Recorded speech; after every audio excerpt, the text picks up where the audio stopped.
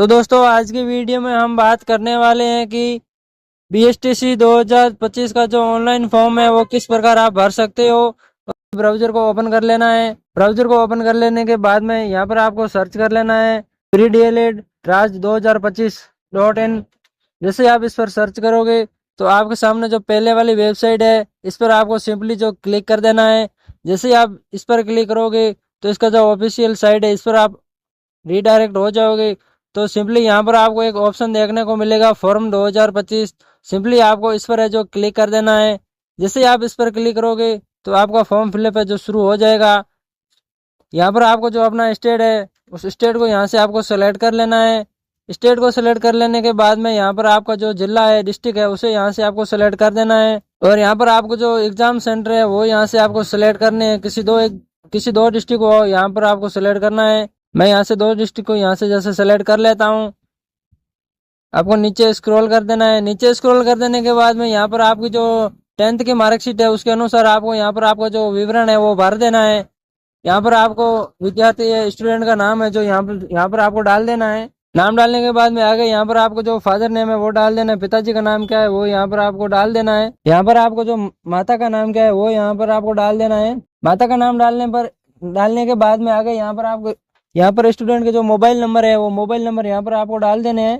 और यहाँ पर आपको जो डेट ऑफ बर्थ है वो यहाँ पर आपको डाल देनी है। यहाँ से आपको जो अपनी डेट ऑफ बर्थ है वो डाल देनी है। डेट ऑफ बर्थ डालने के बाद में यहाँ पर आपको जो जेंडर है महिला है पुरुष है वो उसको यहाँ से आपको सेलेक्ट कर लेना है।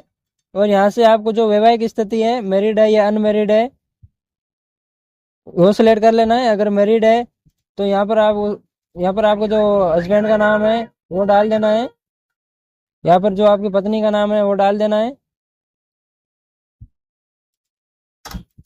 मैं यहाँ से अनमेरिड कर देता हूँ और नीचे स्क्रॉल कर देना है।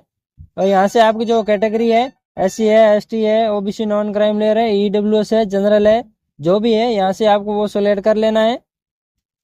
वो सेलेक्ट कर देने के बाद में यहाँ पर आप अल्पसंख्यक माइनॉरिटी है तो यस कर देना है। अगर नो है तो यहाँ से आपको नो रहने देना है।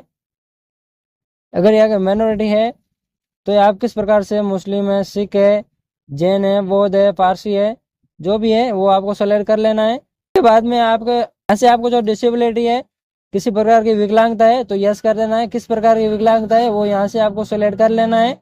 अगर विकलांगता नहीं है तो यहाँ से आपको नो रहने देना है और नीचे स्क्रॉल कर देना है।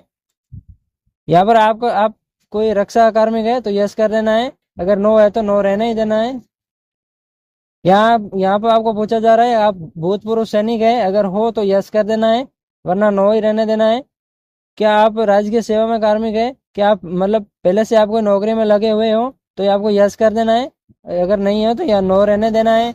और यहाँ से आपको नीचे स्क्रॉल कर देना है। और यहाँ पर आपका जो एड्रेस है आधार में वो यहाँ से आपको डाल देना है। मैं यहाँ एड्रेस है वो डाल देता हूँ। यहाँ पर एड्रेस डालने के बाद में यहाँ पर आपकी जो तहसील है वो डाल देनी है। तहसील डालने के बाद में यहाँ पर आपको जो पोस्ट ऑफिस लगता है उस पोस्ट ऑफिस को यहाँ पर आपको डाल देना है। पोस्ट ऑफिस को डालने के बाद में यहाँ पर आपका जो एरिया का जो पिन कोड है वो पिन कोड यहाँ पर आपको डाल देना है। पिन कोड डाल देने के बाद में यहाँ पर आपको जो स्टेट है उस स्टेट को ये सेलेक्ट कर लेना है। स्टेट को सिलेक्ट कर लेने के बाद में यहाँ पर आपका जो जिला है उस डिस्ट्रिक्ट को यहाँ से आपको सिलेक्ट कर लेना है। उसके बाद में यहाँ से आपकी जो तहसील है उस तहसील को सिलेक्ट कर लेना है। और यहाँ पर जो स्टूडेंट की जो जीमेल है वो जीमेल आपको यहाँ पर है जो डाल देनी है। ईमेल डाल देने के बाद में यहाँ पर आपको कोई एक और नंबर है जो फैमिली का किसी का यहाँ पर आपको डाल देना है। मोबाइल नंबर डालने के बाद में यहाँ पर आपका जो आधार नंबर है स्टूडेंट का वो यहाँ पर आपको डाल देना है। तो यहाँ पर आपका जो पेपर है वो किस भाषा में आप लेना चाहते हो हिंदी या इंग्लिश जिस भाषा में लेना चाहते हो उसको यहाँ से आपको सेलेक्ट कर लेना है। और यहाँ पर आपको जो स्थायी पता और वर्तमान पता अलग अलग है तो यहाँ पर आपको फिल कर देना है। अगर समान है तो इस चेक बॉक्स पर आपको सिंपली है जो क्लिक कर देना है। चेक बॉक्स पर आप क्लिक करने के बाद में आपको सिंपली नीचे जो स्क्रॉल कर देना है। उसके बाद में यहाँ से आपको जो 12th आपने किस प्रकार की है 12th इक्वल्ड की है या 12th संस्कृत में की है या वरिष्ठ उपाध्याय में की है तो मैं यहाँ से 12th इक्वल्ड ले रहा हूँ। और अगर यहाँ से आपको कोई भाषा अलग लेना चाहते हो तो यहाँ से आपको यस पर क्लिक कर देना है। यस पर आप क्लिक करोगे अल्फ भाषा तो यहाँ पर आपको किस भाषा में करनी है वो यहाँ से आपको भाषा मिल जाएगी। यहाँ पर आप अगर किसी अलग भाषा में नहीं करना है तो यहाँ से आपको नो ही रहने देना है और आपको नीचे स्क्रॉल कर देना है। और यहाँ से आपने जो यहाँ से आपको 10th क्लास आप किस बोर्ड से की है उस बोर्ड को यहाँ से आपको सेलेक्ट कर लेना है, और किस ईयर में की है उस ईयर को यहाँ से आपको डाल देना है, और कितने नंबर थे टोटल और उसमें से आपको कितने नंबर प्राप्त हुए वो यहाँ से आपको डाल देने हैं।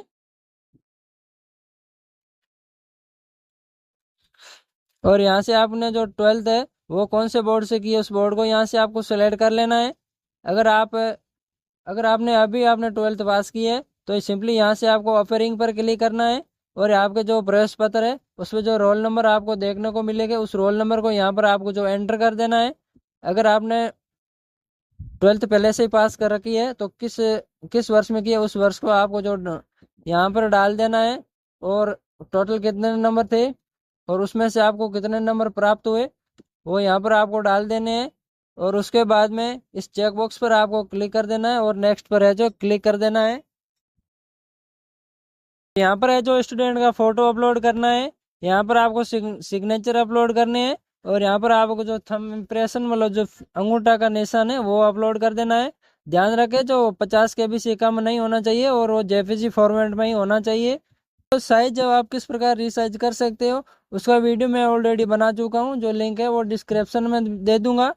तो सिंपली यहाँ से आपको जो फोटो है वो अपलोड कर देना है। अपलोड करने के बाद में सिंपली आपको अपलोड पर है जो क्लिक कर देना है। उसके बाद में यहाँ से आपको जो सिग्नेचर आपने कर रखा है उस सिग्नेचर को यहाँ से आपको जो सिलेक्ट कर लेना है, अपलोड पर क्लिक कर देना है। उसके बाद में आपने जो फिंगर है अंगूठे का निशान जो आपने स्कैन कर रखा है उस अंगूठे के निशान को भी आपको सिलेक्ट करके यहाँ से अपलोड कर देना है। जैसे ही आप अपलोड करोगे तो यहाँ पर आपको नीचे अकाउंट का जो डिटेल है वो फिल करने को बोलेगा। यहाँ से आपने किस बैंक में अकाउंट है उस बैंक का IFSC कोड है जो यहाँ पर आपको डाल देना है। जब IFSC कोड डालेंगे तो बैंक का नाम और ब्रांच अपने आप ऑटो फिल हो जाएगी। यहाँ से आपको अपना जो अकाउंट नंबर है वो डाल देना है। यहाँ पर आपको कंफर्म अकाउंट को री एंटर कर देना है अकाउंट नंबर को। उसके बाद में इस चेक बॉक्स पर आपको क्लिक कर देना है और सिंपली नेक्स्ट पर है जो क्लिक कर देना है। यह जो अकाउंट डिटेल है वो आपकी सेव हो चुकी है। अकाउंट डिटेल सेव होने के बाद में यहाँ पर आपको जो आपके मूल निवास है और जाति प्रमाण पत्र है उसके जो सर्टिफिकेट नंबर है वो यहाँ पर आपको डाल देने हैं। उसके बाद में सबमिट एंड नेक्स्ट पर आपको क्लिक कर देना है। उसके बाद में आपके सामने आपको जो फॉर्म का जो प्रीव्यू है वो आपको एक बार पूरा है जो देख लेना है। अगर किसी भी प्रकार की त्रुटि है तो उसको यहाँ से आपको बैक फॉर्म पे जाकर उसको आपको सुधार कर लेना है। अगर फॉर्म में किसी प्रकार की त्रुटि नहीं है तो आपको प्रोसीड एंड पेमेंट पर है जो क्लिक कर देना है। प्रोसीड एंड पेमेंट पर आप क्लिक करोगे तो यहाँ पर आपको एक QR आपको देखने को मिलेगा, इस पर आपको क्लिक करना है। इस QR को आप अपने फ़ोन से या आप किसी भी UPI ऐप से इसको जो स्कैन करके आप पेमेंट कर देना है। अगर आप नेट बैंकिंग कार्ड UPI किसी भी प्रकार से आप करना चाहते हो तो यहाँ पर आप कर सकते हो। तो मैं इस स्कैनर को फ़ोन पे के जरिए स्कैन कर लेता हूँ।